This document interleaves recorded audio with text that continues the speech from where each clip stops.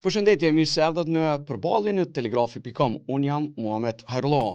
Në kohën kur po jetojmë, arsimi, teknologjia, zhvillimet të cilat po ndodhin sot në treg janë shumë të rëndësishme. Andaj edhe kërkesat në treg gjithashtu janë të rëndësishme, se cila është gjendja në arsimin e Kosovës, çfarë i nevojitet tregut, do të flasim me profesor doktor Edmond Ajrizi, njëherët rektor i UBT-s dhe themelues, me cilin do të flasim për këto zhvillime, se ku po shkon Kosova, ku është UBT-ja dhe cilat janë nevojat e tregut. Zotë Ajrizi, mirë se po takohemi. Vjen mirë që po bisedojmë për një temë shumë të rëndësishme aktualisht, që ka një ndërlidhje, arsimi, teknologjia, të cilat i ka UBT-ja në veprimtarinë e saj, zhvillimi i tregut, avancimi dhe edukimi me këto që po ndodhin në kohën e asaj që është sot teknologjia informative apo edhe inteligjenca artificiale, sepse janë të lidhura shumë njëna me tjetrën. Ku është në përgjithësi Kosova në këto pika të cilat unë i përmenda?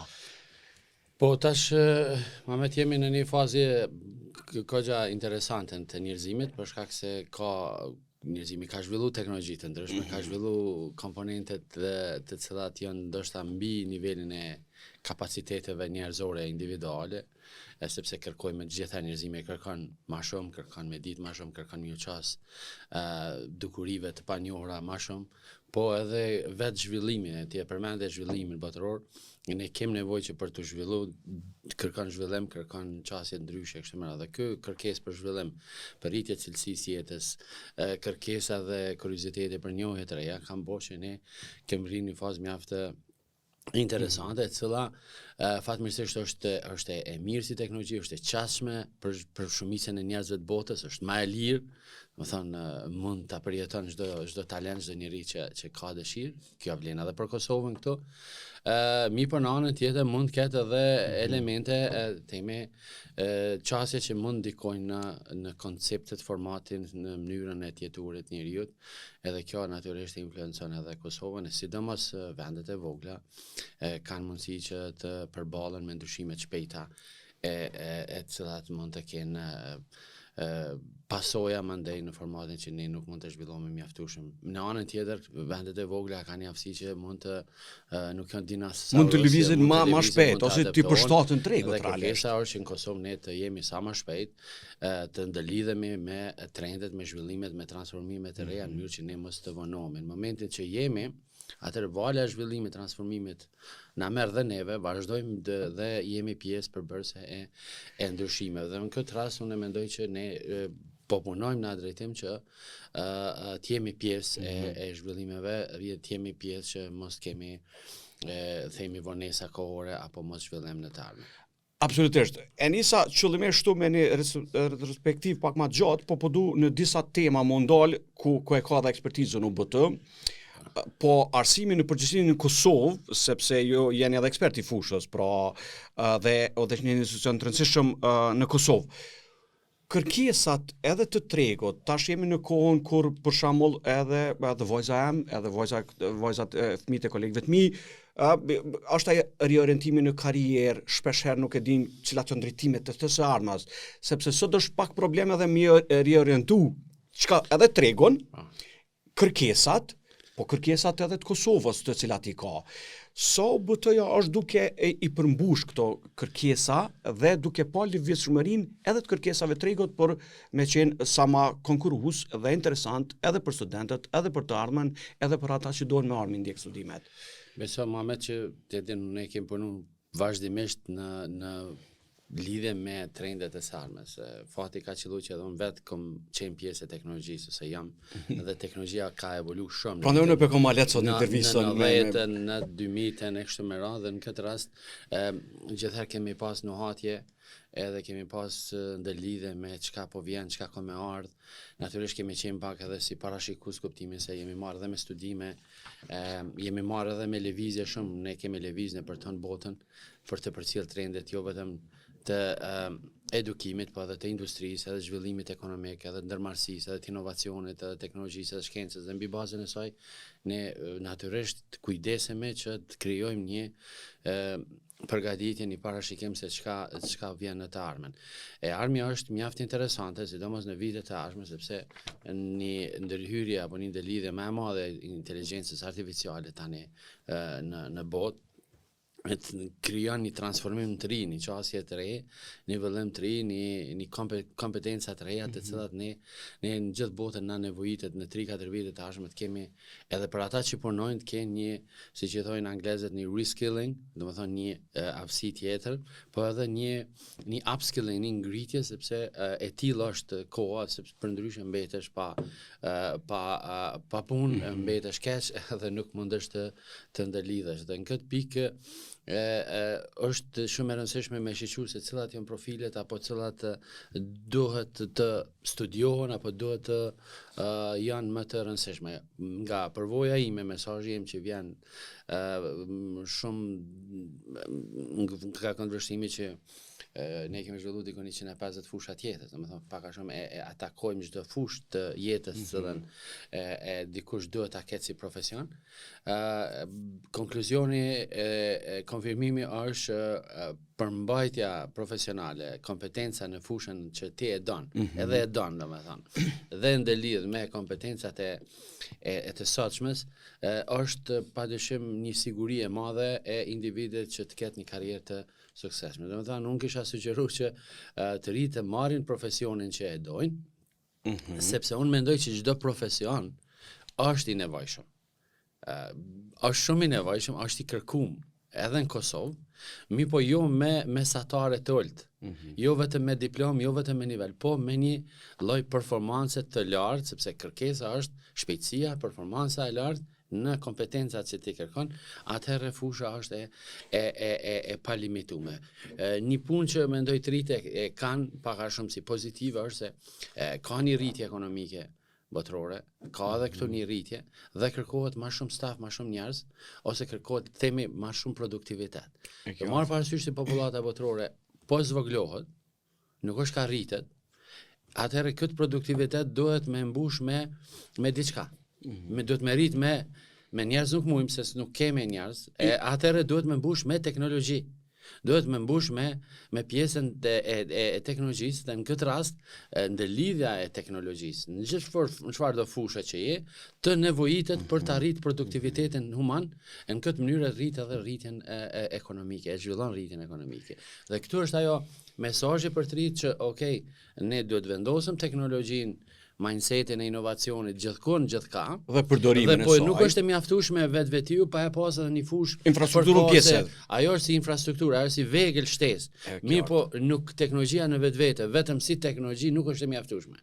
Ajo zbatohet në mjeksi, ajo zbatohet në bujqësi, ajo zbatohet në media, ajo zbatohet në inxhinieria, ajo zbatohet në shkenca humane. Dhe në këtë rast, nëse e ki veglat për rreth që të ndihmojnë me inteligjencë artificiale, me teknologji të ndryshme, dhe ke përmbajtje të mirë, një kompetencën, atëherë mendoj ata njerëz na duan dhe ata kanë perspektivë. Kështu që ne jemi munduar që si strukturën e sistemit ta mbyllëm shumë në formatin më modern, që të implementojmë gjitha teknologjitë që ekzistojnë sot në botë, të kemi në UBT, ta kemi një core system që quhet smart system, smart city, me gjitha ato teknologji, ta kemi konceptin e sistemeve inovative rreth e përçar, me këndvështrimin inovativ, dhe duke i fut 150 fushat e jetës dhe duke i kombinu. Dhe mbi bazën e kësaj, atëherë ne tash mund të gjenerojmë çato kompetencat të cilat janë të nevojshme. Domethënë, kjo është e rëndësishme se kompetenca sotit,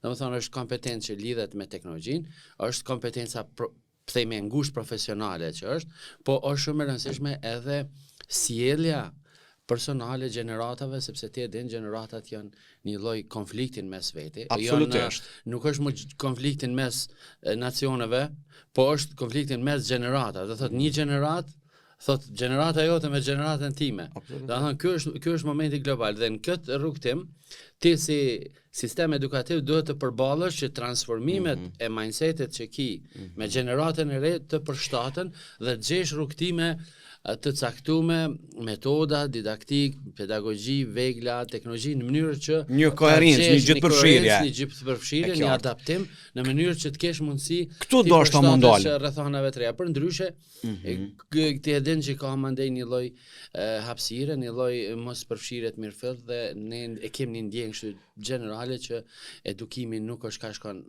shkon mirë ose të rit nuk janë kam mësoj mjaftueshëm dhe aty është një analizë që unë mendoj nuk është shumë e saktë. Po kërkon ndryshime. Vetëm çka unë kam dëgjuar për shkak kohëve të fundit në përgjithësi në nivel Kosovë, pra nga përvoja, nga diskutimet që kam me palë të ndryshme të Ministrisë së Arsimit, të institucioneve tjera, është që gjeneratat e reja dorën zemër janë më pak, domethënë, nëse ne si student janë kanë shumë pak më proaktiv, gjeneratat e reja fatkeqësisht për shkak ndoshta edhe këtyre zhvillimeve tash teknologjike janë më pak proaktiv, po nuk është që ata nuk janë zgjut, por e kanë riorientuar drejtimin. Duke po tash këto rrethana, për shembull tash është edhe viti i ri akademik, kur pritet të ndodhë 2025, 2026, trendet, zhvillimet të gjitha këto që ju i përmendet. Cilat janë risitë që UBT si institucion po sjell edhe ato që i ka dhe atë risitë që po i ofron treg për të rinj që mund ta shohin këtë intervistë. Unë mendoj që UBT tash ka zhvilluar një sistem të vetën, një model të edukimit, që e kemi UBT 5S, që quhet Small Smart Self-Sustained System, me të cilën ne i propozojmë edukimit botëror, një sistem që është përgjigje për edukimin e së ardhmes ose të rive tashme. Domethënë një sistem që nënkupton që duhet jetë një qytet, kampusi të jetë një qytet i tërë. Por çaja ideja kryesore. Ideja kryesore është qyteti, sjellja në qytet, sjellja jeta, që studenti në gjatë studimit ta përjetoj jetën duke u ndëlidh me kompetenca të ndryshme. Dhe çato ofron UBT kampusi. Kampusi ofron gjithë sistemin e edukimit prej qerdhes deri te lifelong learning. Domethënë aty e ki fëmijën, aty e ki të riun, aty e ki që mund të vazhdojnë të gjitha ciklet. Profesorin, aty e ki njeriu e moshuar, e ki banimin rreth e përçarë, sepse banimi qytetarit jep një ngrohësi, jep një interaktivitet që të duhet, se ti mund të jesh shumë i mirë në shkencë ose në përmbajtje, por nuk ke interaktivitet, nuk ke sjellje, nuk e përjeton gjeneratën X, ndërsa ne aty i kemi të gjitha nivelet e gjeneratës. Do thotë kur të komunikoj në një bufe që ne kemi përbashkët ose në një kopsh që ne kemi përbashkët, atë unë si i moshuar ose me një gjenerat tjetër, e takoj tash dhe gjeneratën e. Domethënë kjo më ndikon që unë ta kuptoj mendimin, sjelljen e tij dhe kundërta. Dhe në këtë mënyrë kjo është shumë sot e nevojshme për gjëra të tilla. Mandej i duhet gjithë lloji teknologjisë. Domethënë çka është teknologjia por e mençur, teknologjia e rrjetës 5G, 6G, e superkompjuterave, e marrjes së informacioneve, qendrat e dhanave, pjesa e realitetit virtual, inteligjenca artificiale, teknologjia laserike, teknologjia robotave, teknologjia e dronave, teknologjia cloud, teknologjia e production, post-production, media, multimedia, gaming, teknologji të tjera që lidhen me neuroscience, dhe nëse të gjitha ato i ki në një strukturë dhe për rreth saj ki jetën me ku është mjekësia, ku është bujqësia, ku është teknologjia, ku është inxhinieria, arkitektura, juridiku, mediat, siguria, psikologjia, kështu me radhë, atëherë faktikisht e ki jetën aty dhe futesh si individ dhe merr ato elementet, atë nektarin e nevojshëm që të bën personalitet të nevojshëm ose me kompetencat e nevojshme të cilat ti mandej mundesh me i përdor dhe e zvoglon, e shkurton kohën e arritjes së atyre kompetenca. Këtë model ne tani e kemi prezantuar sepse e ki 150 fushat e edukimit, ki 300 laboratorët brenda kampusit, brenda një hapësire, i ki 80 kompani të cilat funksionojnë si kompani në vete, dhe ki jetën në banimin, aty ki spitalin, ki gjitha funksionet e nevojshme tjetër që i ki. Dhe me këtë ekosistem që është i vogël, dhe me thënë ne po propozojmë një sistem 5 hektar, jo ma shumë, dhe i cili mandej si i till, i harmonizum, i gjeneron njerëzve një sjellje edukative, një sjellje të punës, një sjellje të jetës, Ajo që shpe kuptoj unë. me metodat dhe modelet e fundit më bashkëkohore që mund t'i gjesh dikon në botë. Pra, ajo që shpe kuptoj unë për publikun, për prindërit, për ata që kanë fëmijë në rritje. Pra, një fëmijë i Kosovës mund të nis shkollimin nga kopshti në UBT dhe të përfundoj të socializohet edhe të funksionoj edhe të përfundoj i rritur në të gjitha nivelet në kampus. Pra, kjo është ajo që ne mund të themi edhe pak më ndryshe, nga spitali, lind fëmia, nga lindja e deri te end of life management. Domethënë si koncept, ose nga serrat, nga fara, nga bima që lind, rritet fara, rritet produkte, prodhohet, procesohet, ushqehet krejt në një vend. Domethënë, nëse flasim për ekonominë cirkulare, një nxënës apo një student e përjeton. Nuk ke nevojë t'ja shpjegosh sa e rëndësishme e kështu me radhë. Ose nëse thu, po green është e rëndësishme, atëherë vjen aty dhe e sheh se si një qytet vetë qëndron me energjinë që prodhon vetë, me ujin që e përdor dhe proceson vetë. A ka modele tilla në rajon? Nuk ka, në modeli kam qenë me pas shumë kontakte kështu për me ditë, po si koncept. Si koncept dhe model është i ri në botë. Dhe për këtë arsye unë ndikon rreth mbi 100 vende të botës kam qenë i ftuar me prezantu këtë model. Kam qenë edhe në Harvard, kam qenë edhe në MIT, kam qenë edhe në Cambridge, kam qenë në gjitha vendet e botës që janë të zhvilluara, të cilat më kanë ftuar për ta prezantuar këtë model, sepse ky model edhe gjeneron punësim. Domethënë 1000 vende të reja të punës çdo vit i gjeneron. Ky model krijon dhe kuadrat të cilat 99-100% gjejnë vendet të punës pa pas fare problem që ata mos jenë kompetent për fushat e tyne, dhe ky model faktikisht krijon një vend shumë të mirë për shkencë dhe për inovacion, sepse përmes interaktivitetit në kohën kur ne jetojmë, që quhet revolucioni i konvergjencës, ne faktikisht kemi krijuar një konvergjencë të tillë që aty përjetohet gjithë gjendja që ti mundesh me testu, po jo testimi në format simulimi, një diçka që parafrohet, por realisht është reale dhe teston në mënyrë reale, dhe ky realitet faktikisht krijon një lloj kompetence ndryshe në relacion me simulimin. Për shembull, nëse themi, po bëjmë një podcast simulativ, është okay. Po studenti e din dhe që incizohet dhe gabohet dhe s'ka problem. Po nëse i them që ti si student tash hyn në një podcast që do të dëgjojnë të gjithë, po ti nëse gabon edhe nuk kalon, po edhe koncentrimi, fokusi, është shumë edhe përgjithësia do të jetë më. Edhe trive i duhet çaj stresi apo çaj kondita në mënyrë që ai më mri një kompetencë të caktuar. Dhe për çat kemi zhvilluar dikon 80 kompani që gjatë rrugtimit të studime ai të jetoj dhe të punoj. E përmendë që 80 kompani, po duam të çfarë lloj kompani shto? Kompani të cilat për çdo fakultet tonin, që shkollë që ne kemi ndërtuar një kompani brenda UBT-s. Për shembull, po ja nisim me që jemi në një medium, domethënë këtu, ne kemi telegrafin, ne kemi ndërtuar radion ton. Kemi marrë frekuencat tona, edhe ajo punon si kompani. Studentët mund të vazhdojnë aty do të punojnë praktika, do të punojnë mbesin punë, dhe kur vjen ai te telegrafi, ai duhet ta kuptojnë edhe teknologjinë e radios. E njëjta është dhe televizionin e kanë. E kanë dhe portalin dhe kanë fort. Domethënë ai e sheh se si ndodh portali. Dhe ndodh në departamente tjera. Dhe kështu ndodh, për shembull te mjekësia kemi spitalin, kemi poliklinikën, te farmacia kemi farmaci tona, kemi depot farmaceutike, kemi prodhimin farmaceutik, te kompanitë kompjuterike kemi kompani softverike që zhvillon software, kemi 5G te telekomin 5G, kemi internetin që e shpërndajmë, kemi cyber security, kemi këtë. Nëse shkojmë te fabrikat, kemi te dizajni, kemi fabrikën e drurit që bën mobilje, edhe ata mësojnë. Te ushqimi kemi fabrikat te ushqimit. Gjithashtu interesant një pikë që orientimi në karrierë mund ta merr gjatë rrugës, pra edhe këtu pastaj e shën studenti vetëm ku është për mjeksi, është për arkitektur, është për media dhe e gjen një rrugë. E gjen po njëkohësisht edhe e përjeton teknologjinë apo procesin organizativ, biznesor gjatë studimeve, sepse ku ti e din që kemi një lloj kritike nga industria që studentat nuk janë mirë të përgatitur dhe nuk janë minjart gatshëm për punë, është e vërtetë që sistemi klasik i edukimit në relacion me kërkesat e tregut të botës gjithherë është ka një gap dhe do të ketë një gap. Prandaj unë rekomandoj që ne mund ta propozojmë zgjidhjen që ta shkurtojmë kohën e arritjes kompetencave.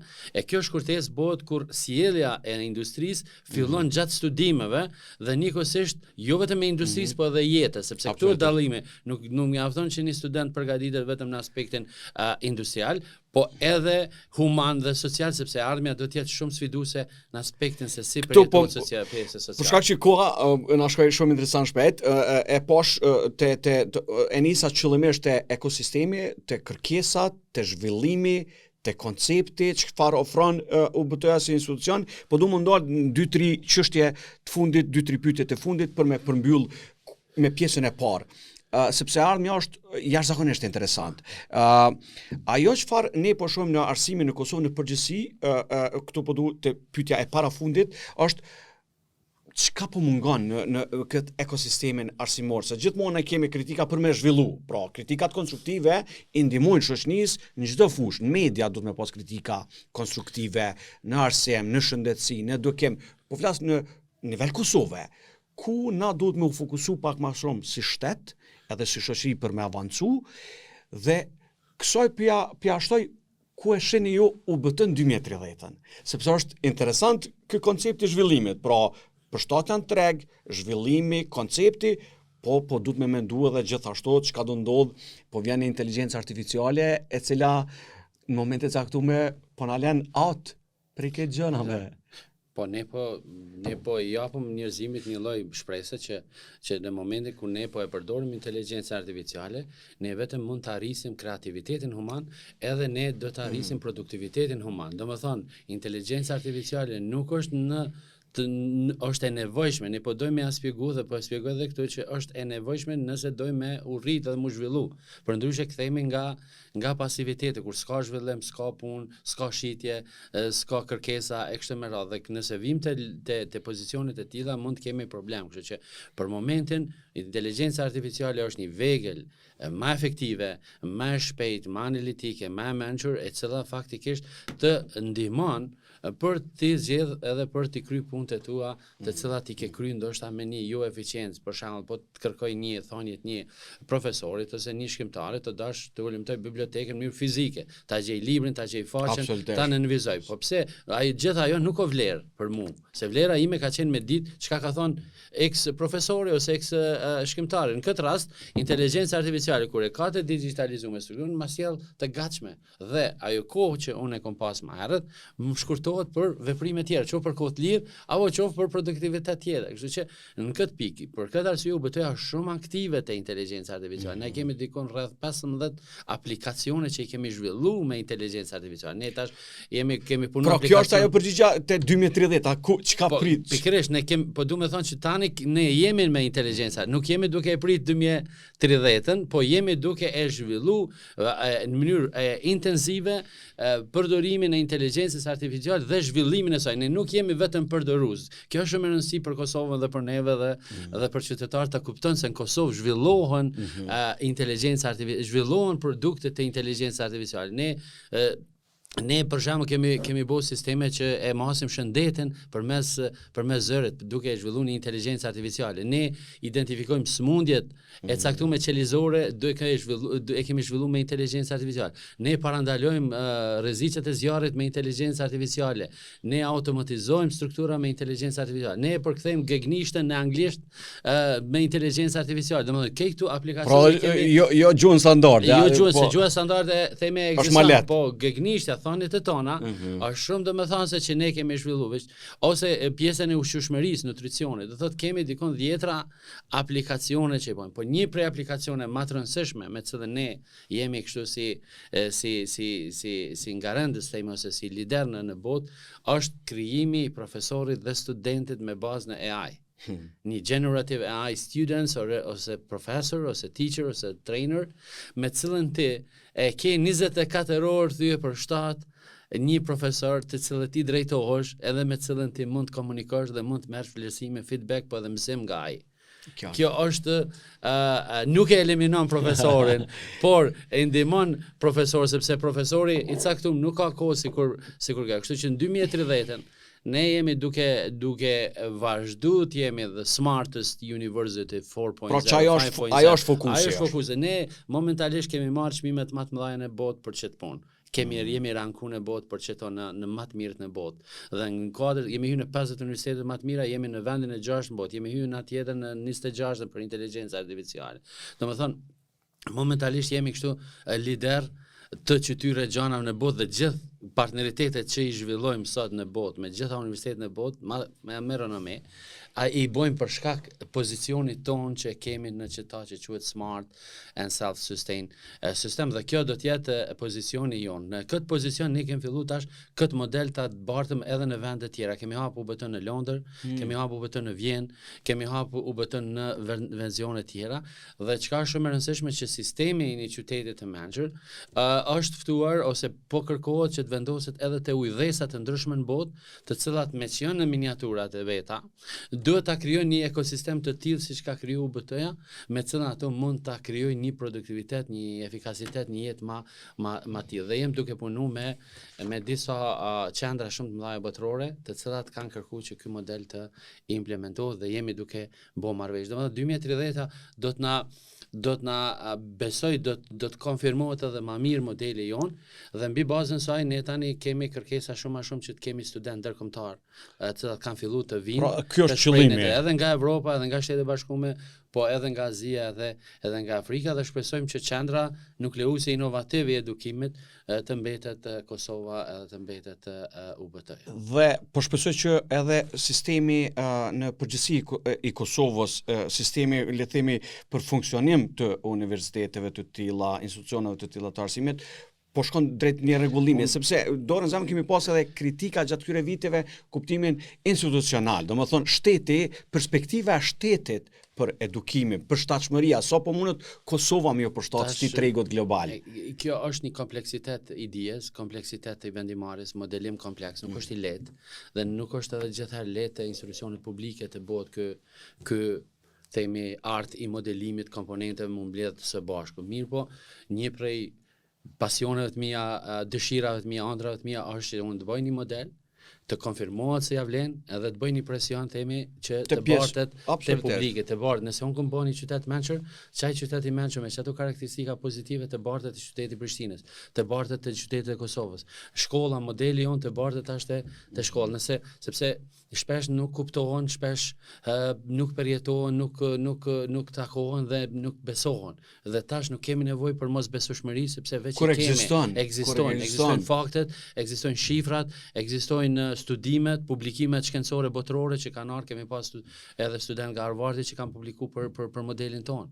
Kanë ardhur këtu, kanë 3 muaj, kanë studiuar, kanë analizuar, kanë konfirmuar, kanë ardhur të tjerë, do thotë natë tash jemi të pozicionum, pra mund të qenë role model për kjo është, ne me kemi thujë si test bed, si role model, me cilën ëndra jam nuk është që ne të bëjmë vetëm privat, të jemi vetvetja, po ta shpërndajmë te qytetarët, se dhe ta përjetojnë. Dhe unë mendoj që kemi gjasa, nëse ka një frym pak pozitive dhe të hapur, që ne shumë më shpejt të jemi me këtu teknologji institucioni, apo të bëjmë kështu një lloj breakthrough që Kosova të njihet me elementet tilla. Thotë ende nuk ka humbur shpresa, përkundrazi unë besoj që do të vjen, po kompleksiteti edukativ me ligje, me regulativa, me akreditim, me licencim, me profesora, me transformim, me kurrikula, është goxha një burokraci kohore, themi, jo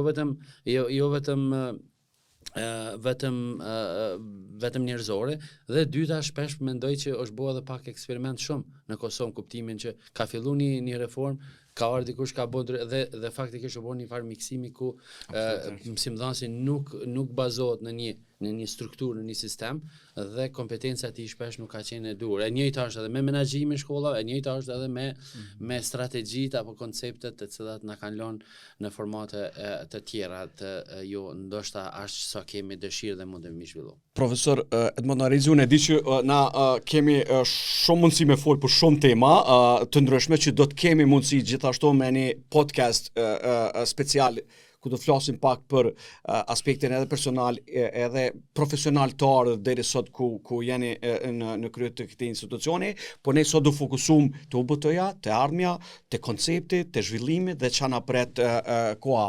Faleminderit shumë për kohën edhe për intervistën, e po besoj që me intervista të tilla do të kemi mundësi me ndiku te ata 3 dhe të reja, të cilët na dëgjojnë, sepse ky është qëllimi, misioni jonë si media, që të rit e shkollave fillore, të mesme, gjeneratat e reja me pa mundësi që ofron Kosova, sepse mbi të gjitha këto institucione në Kosovë, ky vend është joni, këto shkolla janë tonat, mundësit janë, andaj secili le ta zgjedh drejtimin ku i përshtatet dhe ku është e mundur, kështu që mundësit janë. Faleminderit shumë pra edhe një herë. Unë ju falenderoj shumë për këtë debat edhe këtë mundësi, është shumë e rëndësishme që t'ju bartëm disa mesazhe trive edhe njëkohësisht ju themi që përcjellni në ëndrrën e juve atë që dëshironi dhe mos u frikoni që nuk do të keni sukses në fushën, sepse të gjitha fushat janë të nevojshme, fatmirësisht janë të nevojshme, nuk kanë qenë në kohë historike të tilla, po kuptoni që teknologjia është një vegël që duhet ta keni. Domethënë nuk është të thonë ta studioni që të keni perspektivë, po duhet ta keni si vegël, edhe me të cilën unë besoj që tritë e Kosovës kanë një prirje shumë të mirë, edhe prindërit e Kosovës kanë një qasje suportive sa i përket përdorimit të teknologjisë fëmijëve. Kështu që ju dëshiroj shumë sukses, të falenderoj shumë për ftesën. Faleminderit shumë. Shkëndëroj, ishte kjo intervista në përballë podcast me zotin Edmond Hajrizi, profesor, doktor, themelues i UBT-s dhe rektor në këtë institucion, ku folëm për çështjet e arsimit, për kërkesat dhe nevojat e Kosovës dhe risit çfarë ofron UBT si institucion. Shihemi në intervista tjera të radhës.